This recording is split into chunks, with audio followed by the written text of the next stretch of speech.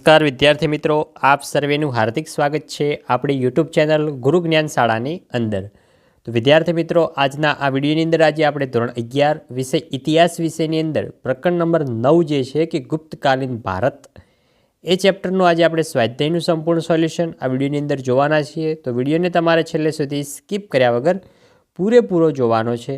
અને મિત્રો, જો તમે ચેનલ ઉપર નવા હોય તો ચેનલને અચૂકથી સબસ્ક્રાઈબ કરી દેવાની છે। અને ચેનલ વિશે જણાવી દઉં કે અમારી ચેનલ ઉપર આવનારી પરીક્ષાના જે ઉપયોગી વિડીયો હોય છે એ વિડીયો મિત્રો તમને અપલોડ કરવામાં આવે છે।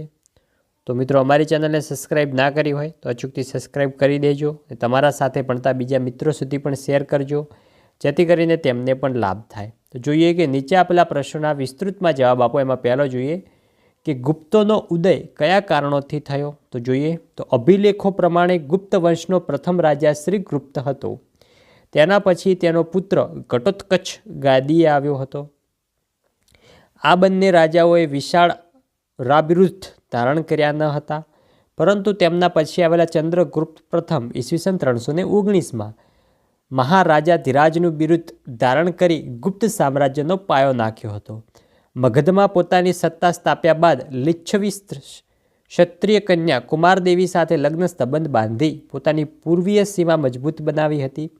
ચંદ્રગુપ્ત પ્રથમે ઉત્તર પ્રદેશ, બિહાર અને બંગાળના કેટલાક ભાગો જીતીને ગુપ્ત સામ્રાજ્યનો વિકાસ કર્યો હતો।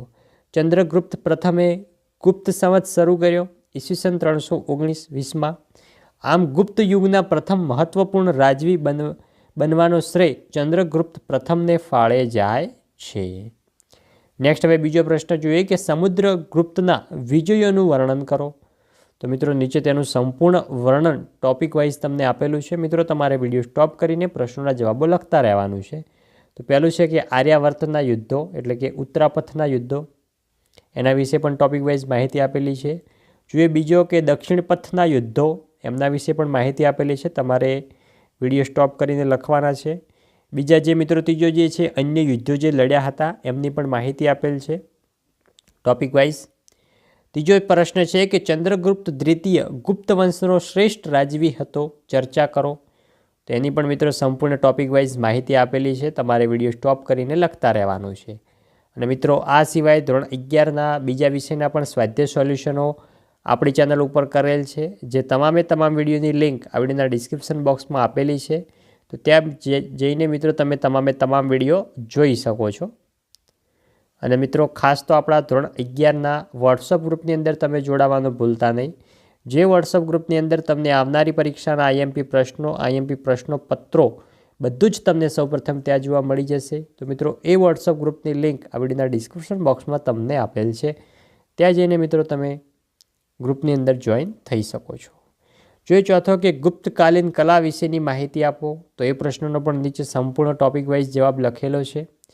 મિત્રો, તમારે વિડીયો સ્ટોપ કરીને આ પ્રશ્નોના જવાબો સમજી એકવાર સંપૂર્ણ જવાબ વાંચી સમજીને પછી તમારા નોટબુકની અંદર તમારે લખવાનો છે।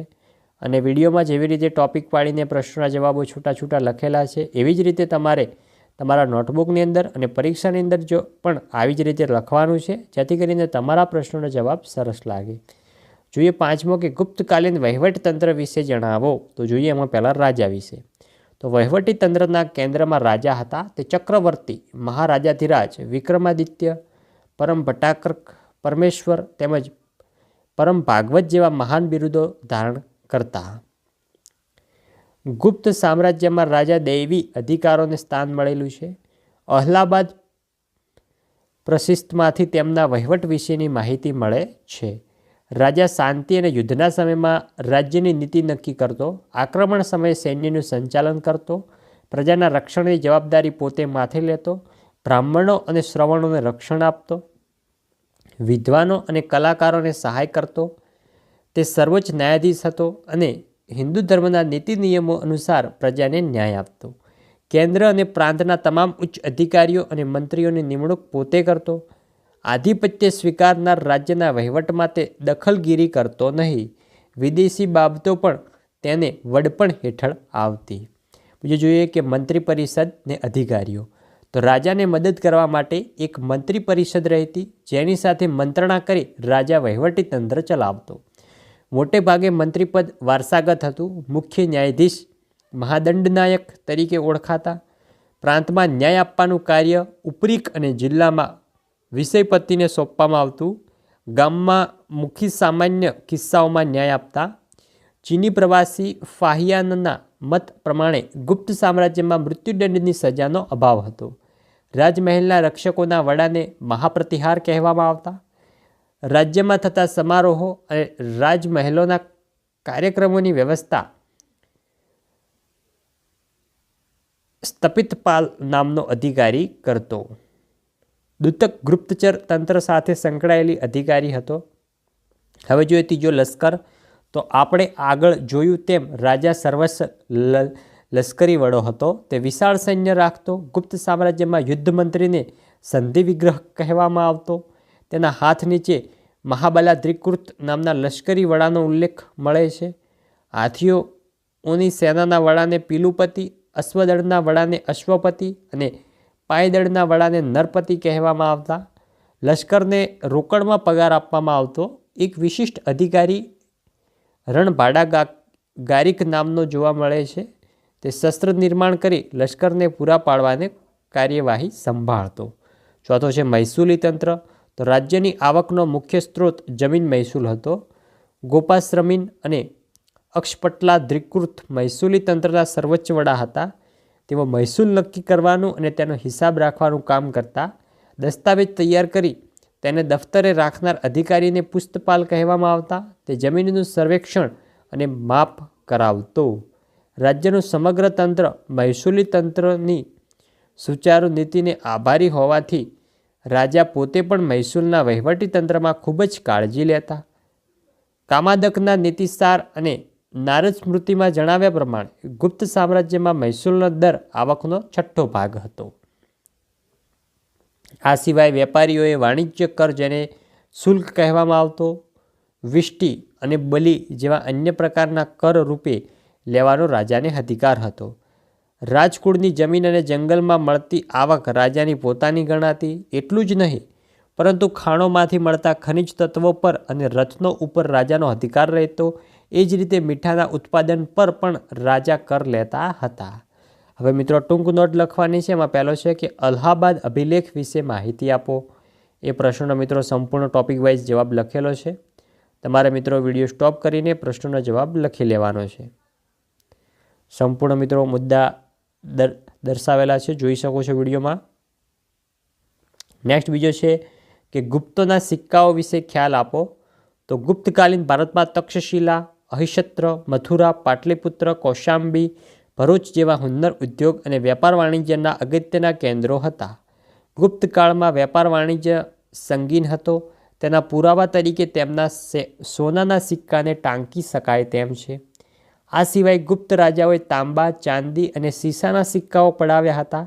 તે વેપાર વાણિજ્યમાં વપરાતા. ગુપ્ત વહીવટીતંત્રમાં અને સાર્થવાહ વહીવટીતંત્રમાં પણ તે મોખરાનું સ્થાન ધરાવતા હતા. પાટલીપુત્ર અને ઉજ્જૈની પણ રાજધાનીના શહેરો હોવા ઉપરાંત વેપાર વાણિજ્યના મહત્ત્વના કેન્દ્રો હતા. વેપારીઓ અને કારીગરોના પોતાના સંગઠનો હતા. તેને શ્રેણી કહેવામાં આવતી. શ્રેણીના સભ્યો માટે સંઘના નીતિ નિયમો પાળવા અનિવાર્ય હતા. શ્રેણીને ઘણીવાર મહાજન તરીકે ઓળખવામાં આવતી. ધર્મશાસ્ત્રોમાં કારીગરોની જુદી જુદી શ્રેણીઓની ચર્ચા કરવામાં આવી છે. જોઈએ ત્રીજો કે ગુપ્તકાલીન અર્થવ્યવસ્થાનો ચિતાર આપો. તો મિત્રો એનો સંપૂર્ણ ચિતાર આપેલો છે. એમાં પહેલો છે કૃષિ. નેક્સ્ટ આગળ વધીશું. જોઈ શકો છો કૃષિ વિશે ટોપિક વાઇઝ મુદ્દા આપેલા છે. તમારે વિડીયો સ્ટોપ કરીને લખી લેવાના છે સંપૂર્ણ.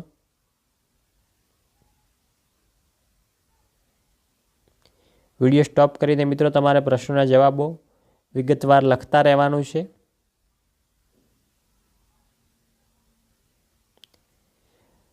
નેક્સ્ટ હવે આગળ વધીશું.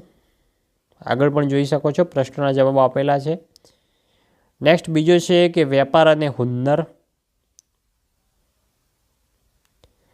એના પણ મિત્રો ટોપિક વાઇઝ પ્રશ્નોના જવાબો આપેલા છે, જે તમારે લખતા રહેવાનું છે.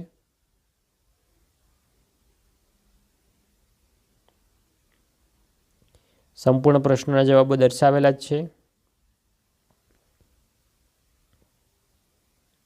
નેક્સ્ટ મિત્રો ચોથો પ્રશ્ન છે કે ગુપ્તકાલીન સાહિત્ય વિશે નોંધ તૈયાર કરો.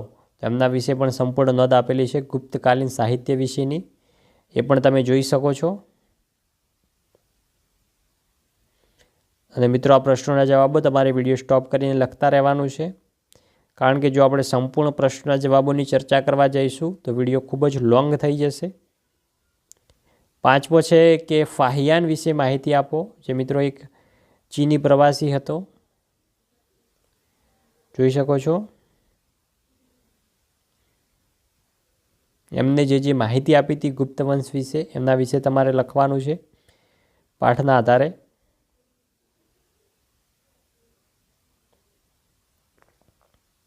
નેક્સ્ટ આગળ વધીશું. આગળ મિત્રો છે ત્રીજો કે નીચે આપેલા વિકલ્પોમાંથી સાચો વિકલ્પ જણાવી ઉત્તર લખવાનો છે. એમાં પહેલો કે કયા વર્ષને ગુપ્ત સંવંત તરીકે કહેવામાં આવે છે, તો આવશે ઓપ્શન ડી ઈસવીસન 320ને. બીજો કયા ગુપ્ત રાજવીને ભારતનો નેપોલિયન કહેવામાં આવે છે, તો આવશે ઓપ્શન બી સમુદ્રગુપ્તને. નેક્સ્ટ આગળ વધીશું. ત્રીજો કે કયા ગુપ્ત રાજાનો શૈલલેખ જૂનાગઢમાંથી મળી આવ્યો છે, શિલાલેખ જૂનાગઢમાંથી મળી આવ્યો છે, તો આવશે ઓપ્શન ડી સ્કંદગુપ્તનો. ચોથો કુમારગુપ્ત વિશેની આધારભૂત માહિતી ક્યાંના અભિલેખમાંથી મળી રહે છે, તો આવશે ઓપ્શન સી ભિલસાના. નેક્સ્ટ પાંચમો કે કોના આક્રમણને કારણે ગુપ્ત સામ્રાજ્યનું પતન થયું, તો આવશે ઓપ્શન ડી હુણ. તો વિદ્યાર્થી મિત્રો આ હતું આપણું ધોરણ 11 વિષય ઇતિહાસ વિષયની અંદર પ્રકરણ નંબર 9 જે છે એનું સ્વાધ્યાયનું સંપૂર્ણ સોલ્યુશન. વિદ્યાર્થી મિત્રો વિડીયો સારો લાગ્યો હોય વિડીયોને લાઇક કરીને જજો. ચેનલ ઉપર નવા હોય ચેનલને પણ અચૂકથી સબસ્ક્રાઈબ કરીને જજો. મળીશું આવનાર વિડીયો સાથે. ત્યાં સુધી આવજો. જય હિન્દ, જય ભારત.